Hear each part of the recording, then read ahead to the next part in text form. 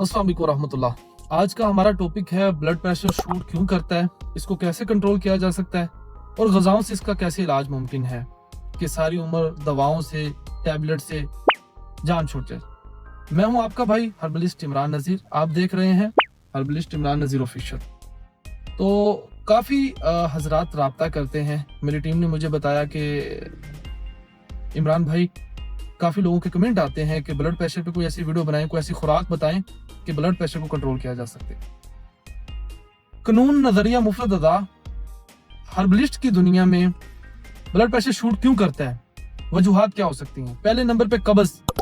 जिस आदमी को कब्ज रहती है, पखाना 24 घंटे में खुल के एक दफा नहीं आता। कब्ज मतलब समझ रहे हैं, पखाना आता लेकिन टूट फूट के आता है, एक दफा या दो दफा, जैसे खुल के मैदा वाश होना चाहिए वैसे नहीं होता, इसको कब्ज कहते हैं। दूसरे नंबर पर डिप्रेशन, किसी भी चीज को अपने दिमाग के ऊपर सवार रखना, परेशान रहना, ब्लड प्रेशर शूट कर सकता है। ये तिब्बे नबवी की रूह में गर्म खुश्क मिजाज जिस आदमी का है, ब्लड पतला हो जाता है, ज्यादा ऐसी फास्ट फूड, पिज्जे, बर्गर, शवारमे, ज्यादा मिर्च मसाले यूज करने की वजह से, ज्यादा मीठा यूज करने की वजह से, जो लोग मतलब ये चीजें ऐसी ऐसी यूज करते हैं, ज्यादा फास्ट फूड, ज्यादा मिर्च मसाले, ज्यादा शुगर, उनका ब्लड प्रेशर हमेशा शूट करता है।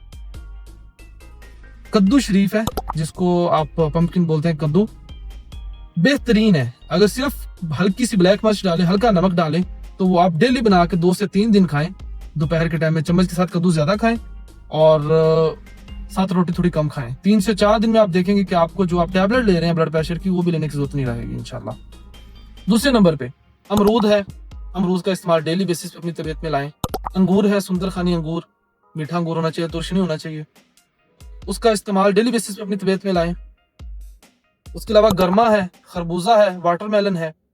जिस चीज का जैसे मुनासिब वक्त हो, इन चीजों का इस्तेमाल करें बफजले खुदा।